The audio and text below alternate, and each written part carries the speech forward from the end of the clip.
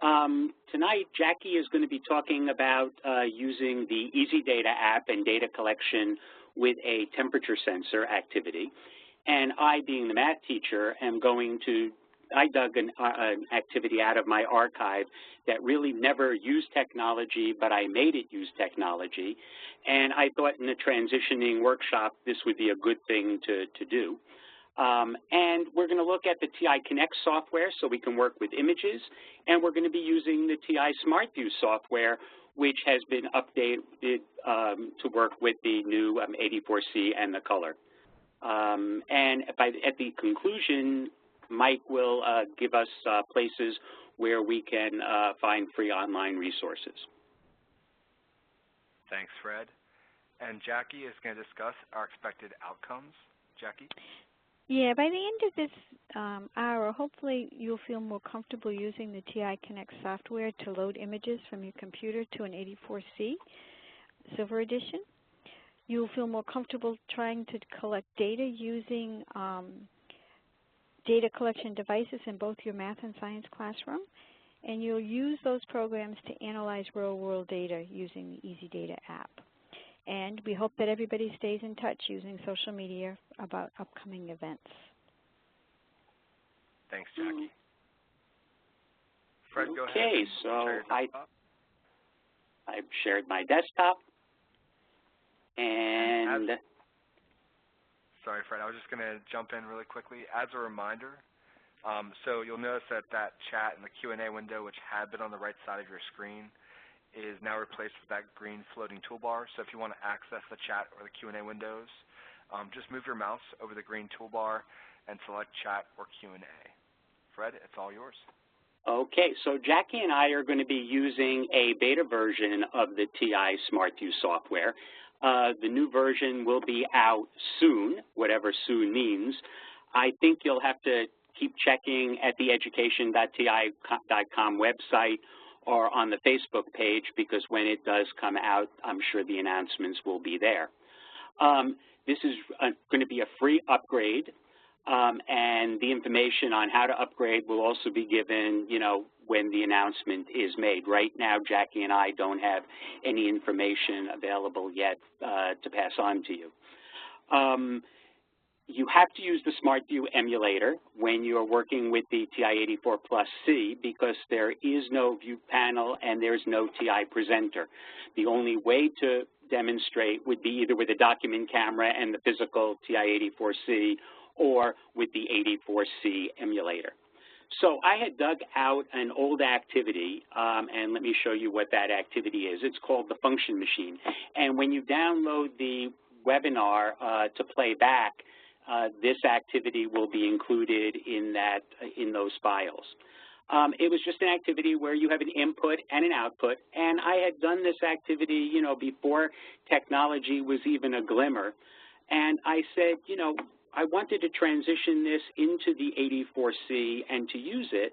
So I said, how could I make this more engaging for my students rather than just dealing with an input and an output?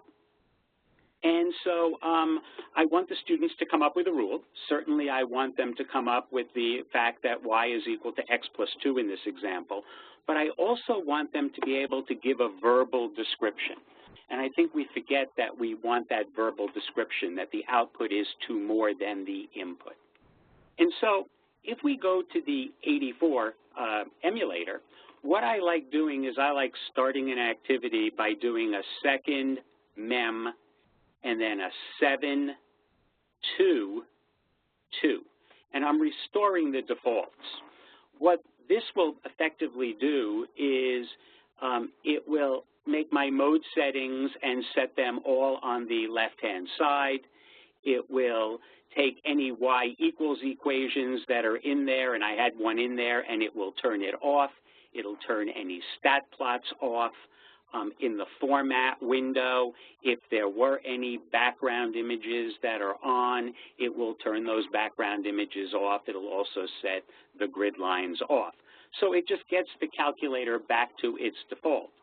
And I think what we'd want to do is go to the y equal and clear out what I have in there and put in the x plus 2 and we can look at the window, and right now I'm in my standard window. I actually like a zoom decimal window, a zoom 4, and that's the same. And there's my graph, and I can actually verify some of the input outputs by pressing the trace button. So if I input a 0, I get out a 2. If my input was a -2, my output was a 0. If I input a 4, my output is a 6. And of course, that's outside of the screen.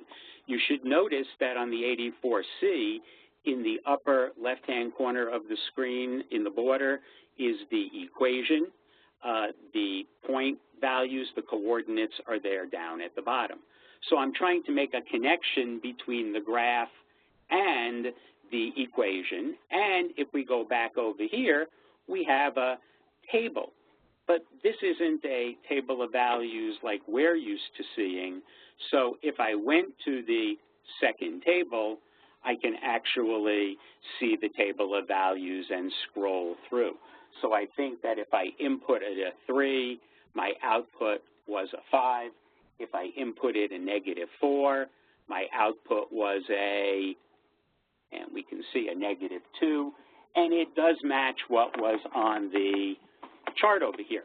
So look at problem number 1 and look at problem number 5 and see if you can come up with a rule that we can enter into our 84.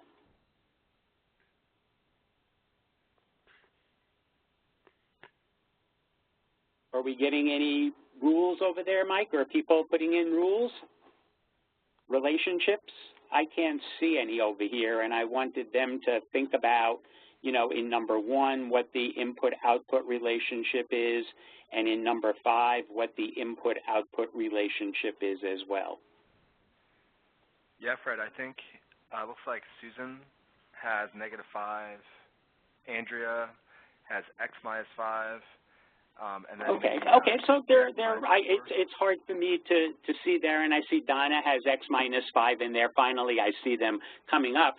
So let me go to the equation over here, and let me put in my X-5 in my second one.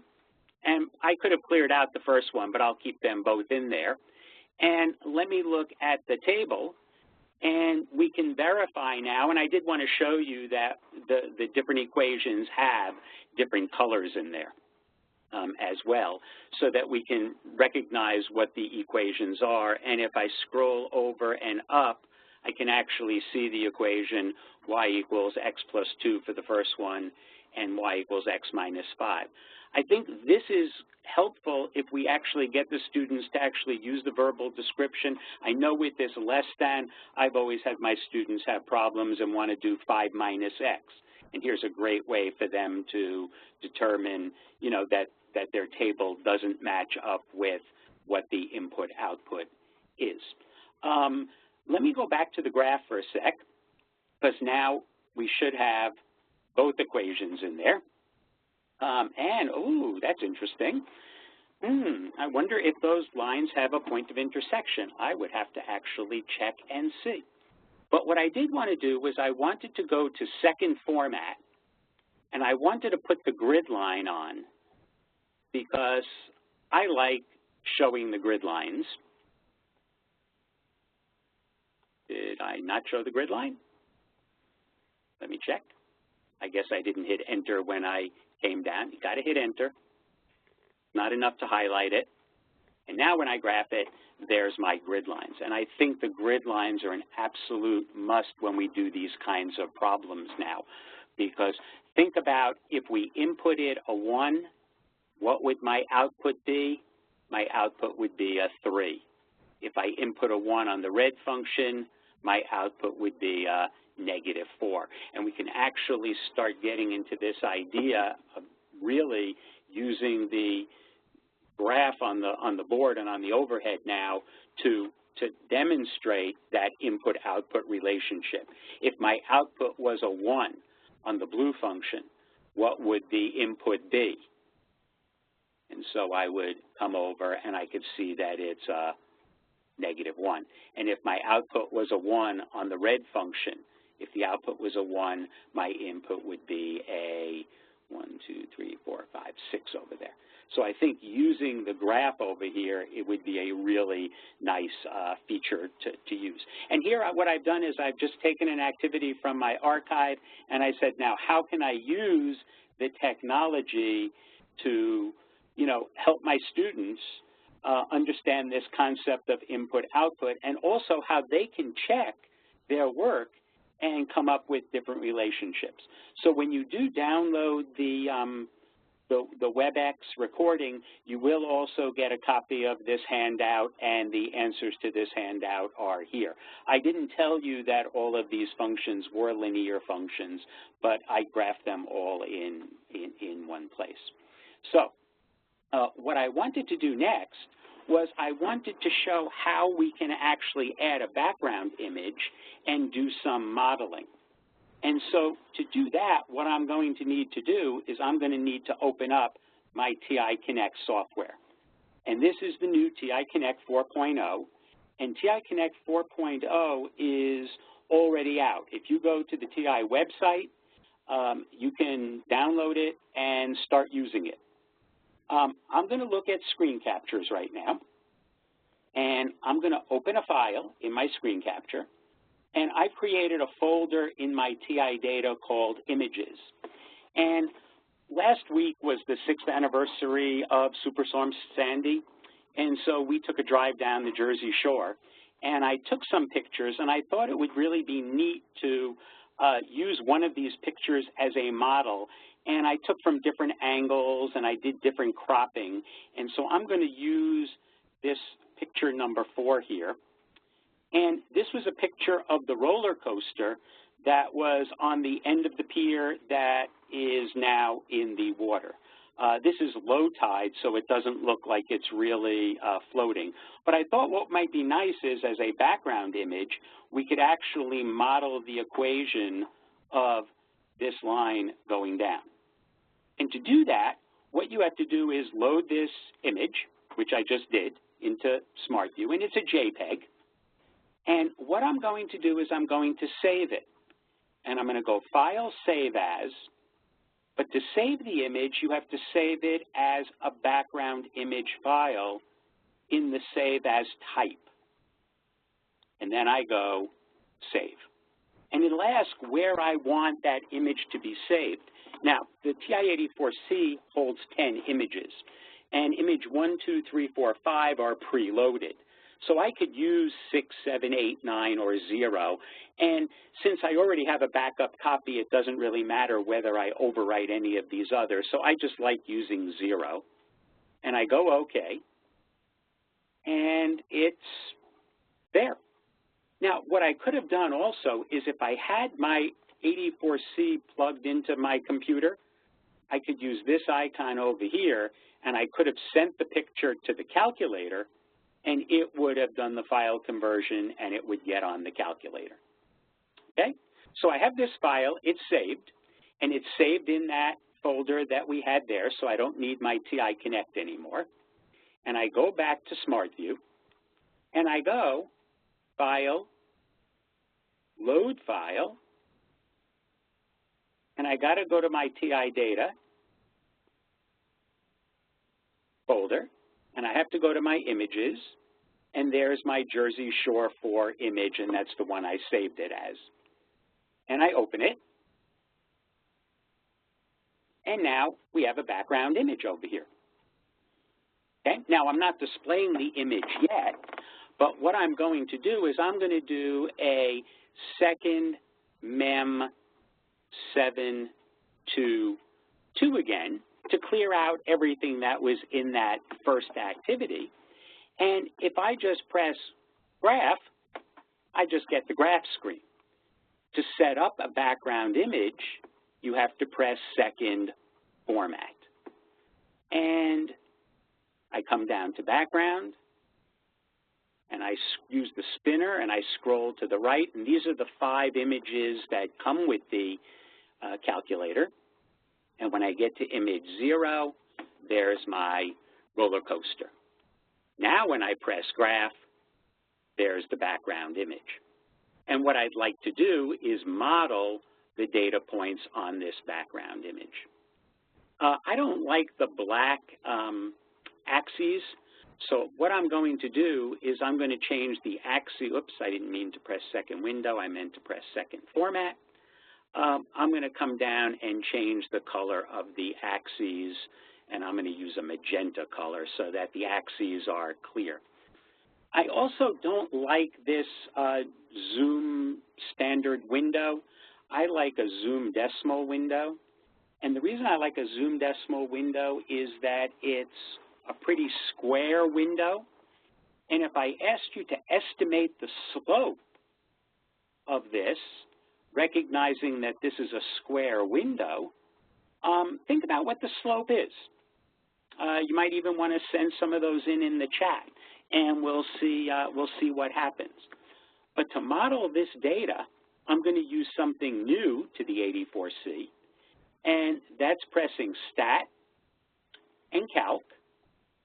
And if I scroll all the way to the bottom by going up to the top, I know that's kind of weird, I'm going to use something called QuickPlot and Fit EQ, which is QuickPlot and Fit Equation. And what this does is it lets me drop points onto the curve, or in this case, the line piece that I'm going to use. And those points will be put into lists, and then we can do our data analysis on the list. So that'll be my first point, to drop a point. I press Enter. I move to my next point, and I look, and I really don't like that blue. It's hard to see the blue dot that I put there. So if I press the graph key, which is the style soft key, I can use the spinner and change the color. Red is a nice color. I'll press Enter a couple of times, and yes, red is much nicer. When I get that point, second point down, I press Enter, and when I get that third point down in here, I press Enter, and I'm just going to use 3 points. I can certainly use more than 3 if I wanted to. If I wanted to kind of do this piece of the curve here, it kind of looks like a cubic maybe. I don't know. But I chose the linear one there. By the way, I don't know if this is the uphill or the downhill going, because I'm not sure what the orientation is. When I'm ready, and I feel I have enough points, I can go Fit EQ by pressing the graph key. Anyone want to make a guess as to what they think the slope of this line is going to be? I see some people are responding, but you know, if anyone wants to come a guess, this is a square window. So, you know, if you're counting, you know, you can literally count boxes. I see someone, Karen, had put in -0.92, certainly negative slope, right? We want our students to know that much at least. So I'm just going to press the Fit EQ soft key, and I can fit all these different types of regression equations. I'm going to choose number 2 for linear regression, and it turns out that I came up with -0.7166. And I've done this a few times, and I've gotten anywhere from -0.67 to about -0.75 as my answers. If I'm happy with this fit, I can store the results, store, by pressing the graph key. I can put them in my list 1. If I'm not going to change it, I press Enter to move down. I'll set up my stat plot. I can store the regression equation in Y1. I click OK, and it redraws and regraphs everything. And so there is my linear model. Now, one more thing I'd like to do is, what do we think the angle of elevation is of this slope of this line? And how might we, you know, take this into a trigonometry class? Well, we know what the slope is. The slope is -0.7166 to 4 decimal places.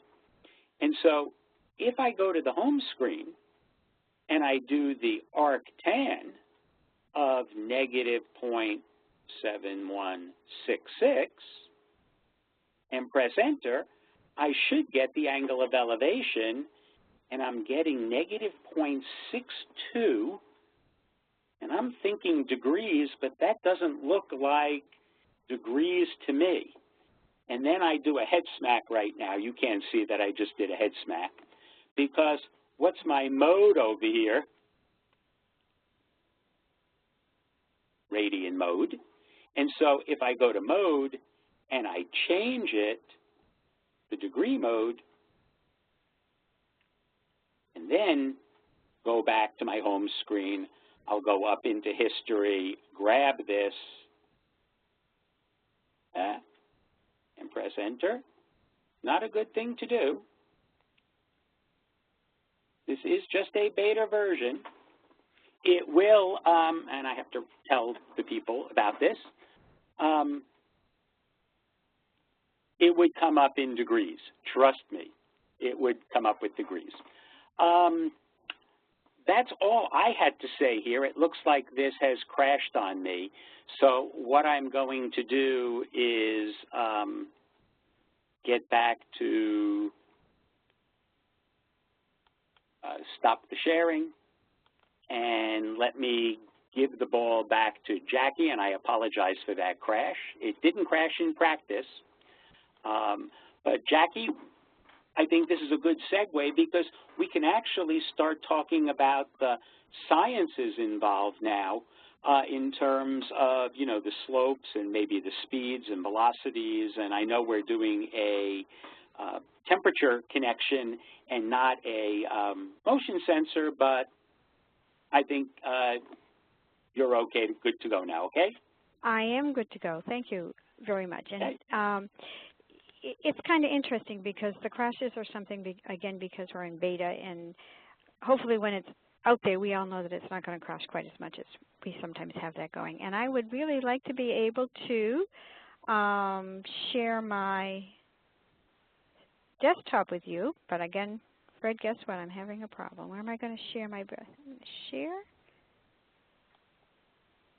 My desktop. There you go. Review. I hope. Yep. All right. And then I'm going to show you. So when we start talking about data collection, it's just a little bit different than math. It does have a few other things that we need to worry about when we start talking about data collection on the 84C. Very much like we had to talk about data collection on the 84 as well. So it's not a whole lot different, except for the teacher's piece to it. By that I mean if I'm a classroom teacher and I want to plug in a CBR2, I quite simply plug it into that mini USB on the top, and that's not a problem. That mini USB still exists on the top of the screen for us. We don't have a problem with that. However, we do have a problem when we want to project it because we no longer can use the panels, and Fred kind of alluded to that. That was always true. Well, it wasn't always true with the 84C, but the need to use SmartView required some of these things previously as well. So the first thing we need for data collection is obviously we need the 84C, and this is a great picture of that. We then need, if we are going to project it, we then need to use our CBL2 or our Lab Pro, depending upon what you have. The only way to project the 84C is using TI-SmartView, and there were some questions that came up about this previously. If you have SmartView, as Fred said before, the upgrade is free, but you do need to upgrade if you're going to use the 84C. When using SmartView, you always had to use a CBL2 or a Lab Pro. You may not use an EasyLink. You may not plug your sensors directly into a computer. SmartView will not use those. You must use a CBL2, and you must use your silver link cable. And if you're like me, I gave away a lot of silver link cables, and I had to go through and dig some out again. So that's the silver link cable. The black cable will not work. You must use your silver link cable, and then you need to have some sensors. And since as a teacher I'm plugging into a CBL2 or a Lab Pro, I need to have a standard sensor. An EasyTemp will not work for projection. It will work into your calculator, but it will not work for projection. So you need to have a standard temperature probe or pH probe, and you need to have a standard motion sensor if you're going to plug in to display.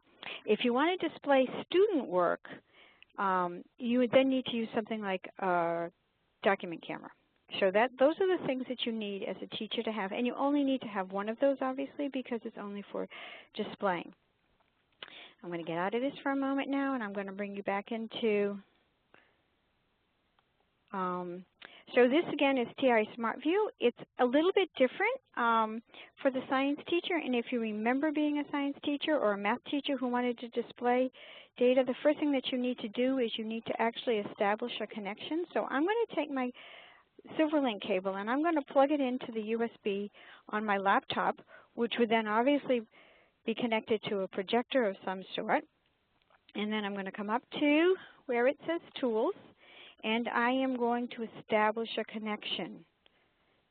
Hopefully it will find my Silverlink cable. And it did a while ago. So let's see if we can try this again. This is not a good sign. Try hitting the refresh button, Jackie. That might.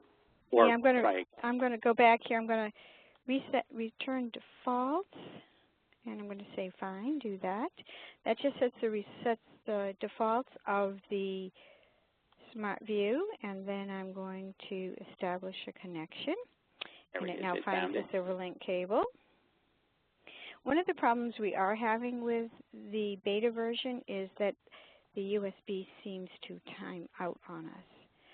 Once you've done that, you're going to hit your Apps key. You'll notice something about the 84C. At this time, there are not that many apps, and so some folks wonder if all those apps are going to come.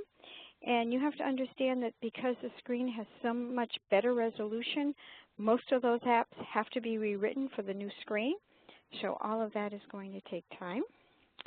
So we're doing EasyData, and EasyData is 4.0. And you will notice that when I do that, it automatically IDs a temperature sensor. So what I have done is I have a CBL2, I have a regular stainless steel temperature probe connected, and I've connected to the USB of my computer using a Silverlink cord. Those of you who have used EasyData before, not a whole lot has changed. What I need to do is I need to change the setup, because if you remember with the 84, you have to worry about list length, so you get a DIN mismatch, so you can never stop your data collection unless you can, if you want to do more than one run. So I'm going to go to Setup, and I'm going to go to a time graph. A handout is available for download. You can see that, and I want it to go for 30 seconds. So what I need to do is I need to edit it, and what you'll notice I'm doing is I'm pressing what's called soft keys. So it looks like there are tabs on the bottom of the screen, and there's a key directly below that, and that's the key that I'm pressing. So in order to edit it, I'm pressing the zoom key, and that's fine. I'm going to keep 1 second between samples, and I want to go for 15 seconds, so I'm going to clear this, and I'm going to type in 15 and hit the zoom key again for next. And if those numbers look okay, I'm going to press the graph key to say okay. If I'm not pleased with those, I can press that zoom key again and go back and change whatever I want to change. I'm going to press the graph key. Now you'll notice that this experiment is only going to go on for 15 seconds. When you're ready with that, all I'm going to do is take my temperature sensor and hold it in my hand and watch the temperature go up, I hope. Oh, I can't press the key there. I've got to press the soft key. You're starting in a warm room, Jackie. I certainly am. I'm in the bedroom here.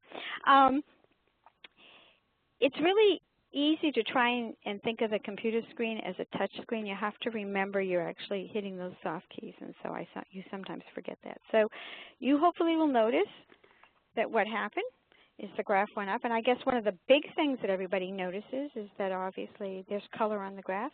If you remember with the 84, we used to have a thin line and then when we did it again, we had a thick line. I am going to do it again to show you what happens when we do a second run. I'm continuing to hold my temperature probe.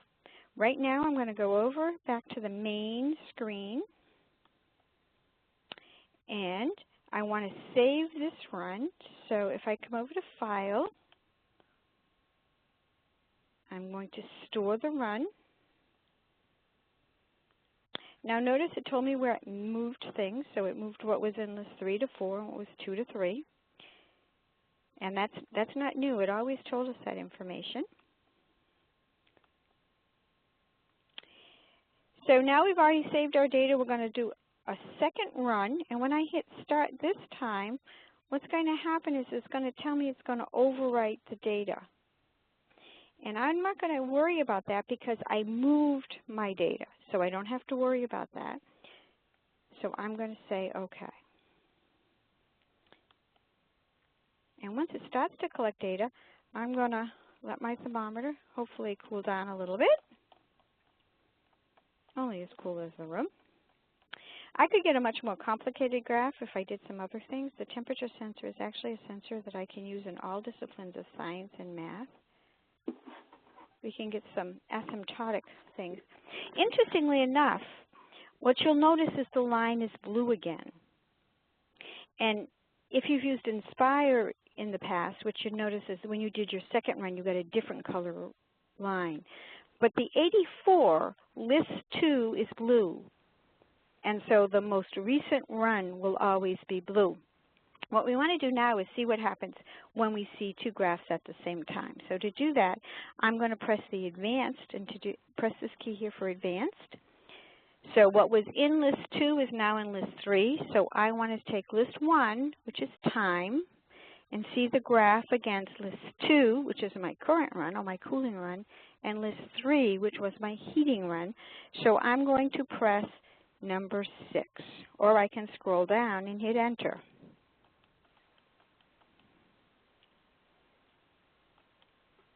And when I do that, I can see both graphs at the same time. That's really pretty powerful compared to what we used to see with the thin line and the thick line, and you couldn't really tell the difference between the two. And I think that the teachers and kids will really notice that difference. Again, your most recent run, however, is blue. One of the new things on the 84C is this button right here, which is called the scale button. That wasn't on the 84, and it is not on the 84. And what that will allow you to do is set your window. Sometimes kids see graphs that look like they're changing, and that's because of the scale. So some teachers always want to scale from 0, and the default on the 84 is to auto scale. So I can change that if I want to by pressing this Edit, and this now allows me to control the window. And my Y minimum, what some people want for a Y minimum, is 0. And then we'll just go through and leave everything else there.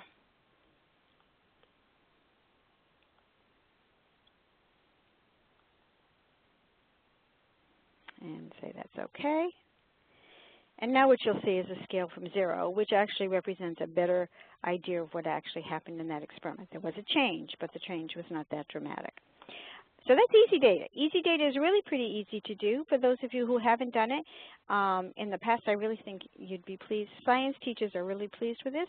And if you go to the Analyze key right here, much of your simple analysis of curves can be done right there. So I could just do a linear fit right here without going outside of the graph. I could select a region right here without going outside of the graph. So for example, if I want to do that linear fit, for those of you who are science people and don't want to go through all of the linear regression, I have to choose which graph I want to do a linear fit on. So let's just choose. Let's go back here and just go back to one graph.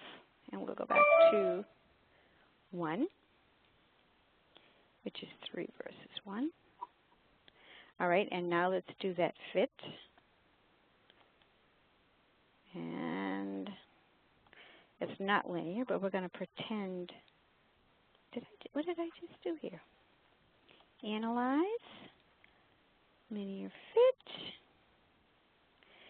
This is the calculation that it came up with. And science people, most of their relationships tend to be something like linear or inverse squares, so those relationships fit, and it draws the line for you directly. I obviously could have chosen another function as well, but within the program EasyData, that analysis can be done fairly easily. I'm going to come back out here because the other thing people like to see, and sometimes science teachers forget or don't know where that data is stored. So in order to find out where the data is stored, I have to leave the program. So I'm going to quit the program. Maybe. It tells me where my lists are.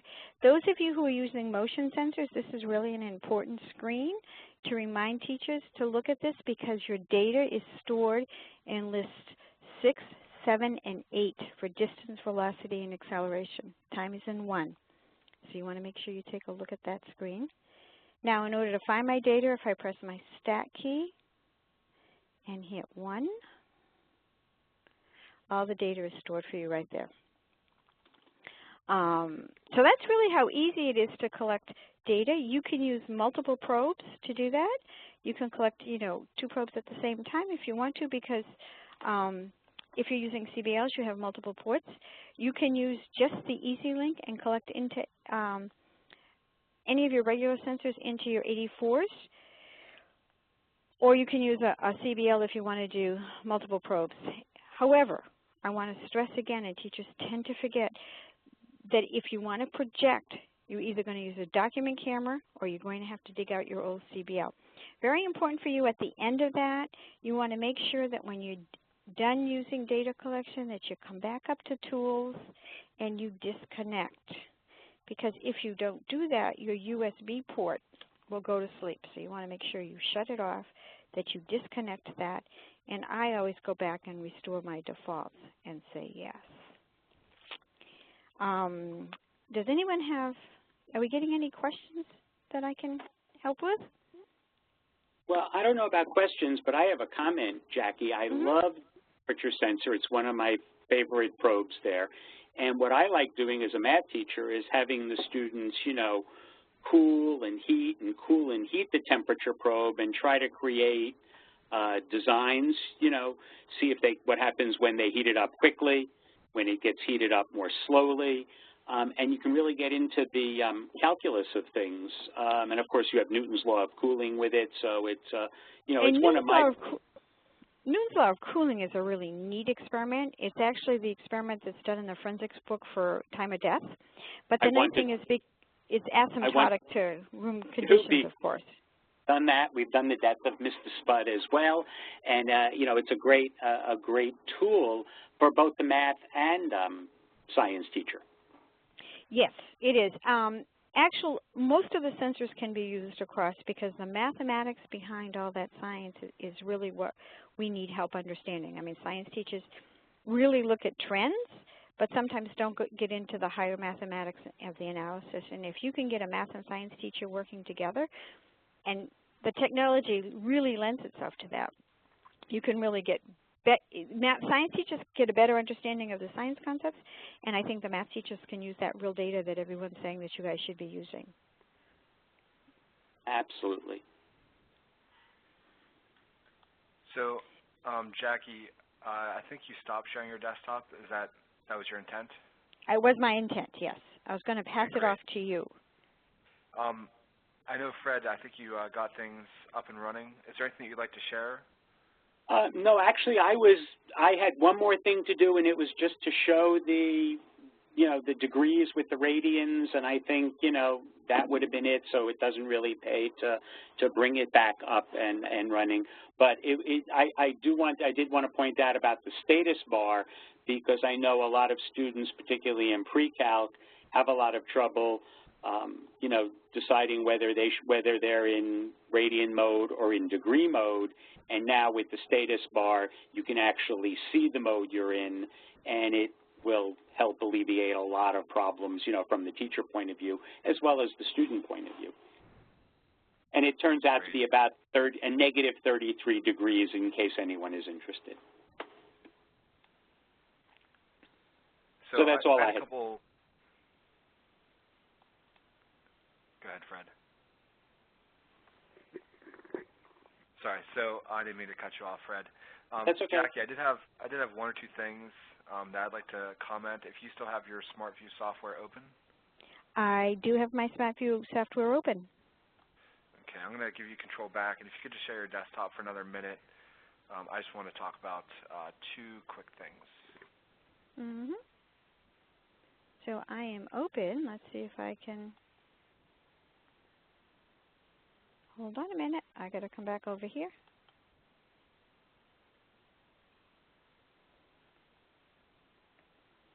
All right, and I will reopen that. What can I help you with, Mike? What can I show? So one of the questions was, if you go to File and Save in the SmartView menu, someone asked how long that's saved for. File? And my comment was, yep.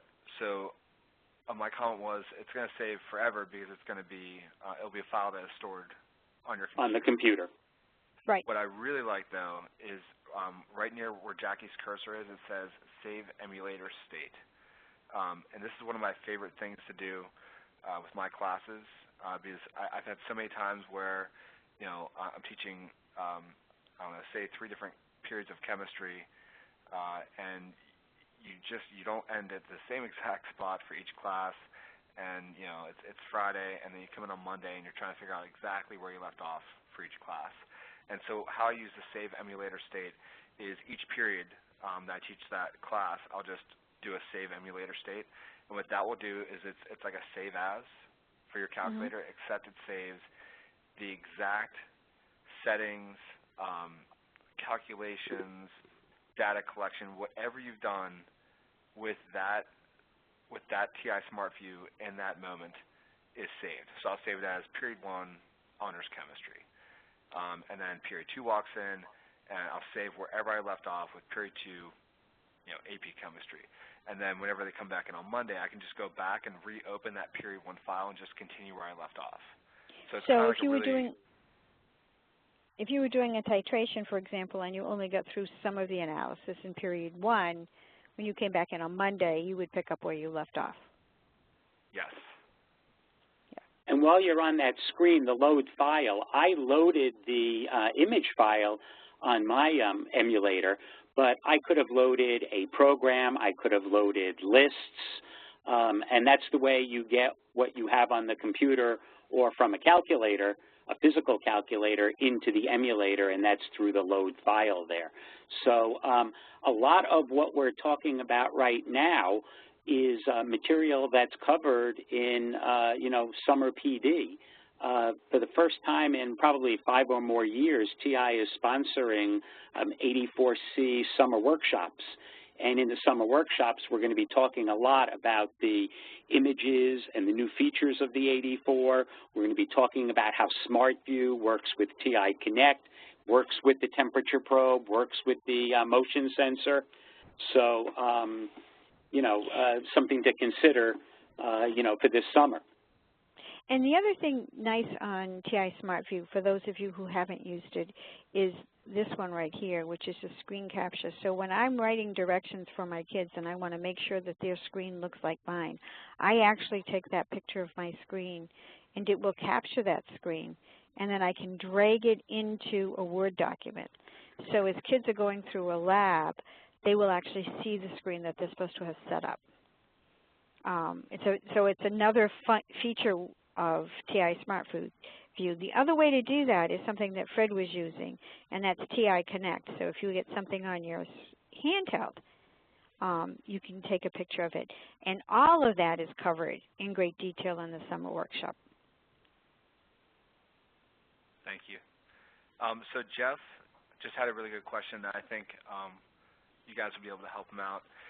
He asked when he upgraded from the old version of SmartView to the current 2.53 MP, he had the option of displaying things in classic mode, and he wanted to know if he would have a similar option whenever he updates his SmartView again.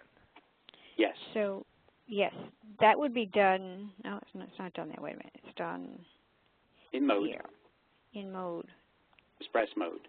In right. mode. That's done here. And it, done on the this top is his line. math print or his classic. The other thing you'll notice on this button here, which is really kind of nice, because you have so much better resolution. This screen used to be a 2-page screen, and sometimes we forgot about page 2. Now, because of the resolution of the screen, it's all done on 1 page. And Chip had a really good question, and I don't know the answer to this, and maybe one of you will. So in the SmartView version that was previously, the current SmartView version that's released, I think Tom Reardon accidentally designed it so that you could drag and drop from the screen. You can drag and drop. You can drag and drop. Very cool. Thank you. So, so Jackie, you mentioned earlier that you can do a screen capture. Right. And so depending on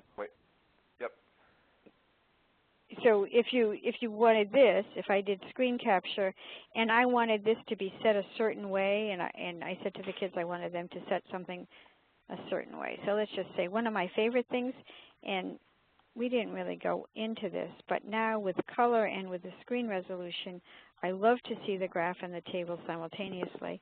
So if I wanted the kids to see that configuration, if I screenshot it and screen captured it, and then I had a Word document, I literally, so I have a Word document here. I have several Word documents here. I just opened this Word document here. I literally can take and drag this screen over here, and it drags it into my Word document as is.